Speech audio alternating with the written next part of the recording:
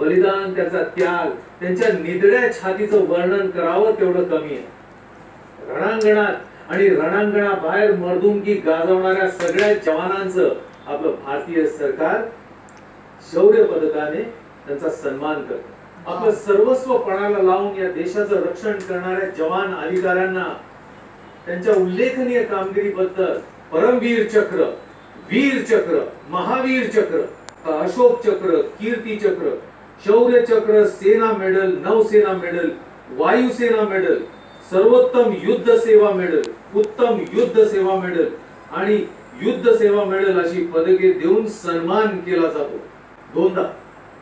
दोनदा महावीर चक्र मिळवण्याचा दुर्मिळ विक्रम करणारे भारतीय हवाई दलाचे बहादूर अधिकारी विंग कमांडर जगमोहन नाथ आपल्या बरोबर आहे। The first award, highest award, is the Paramveer Chakra.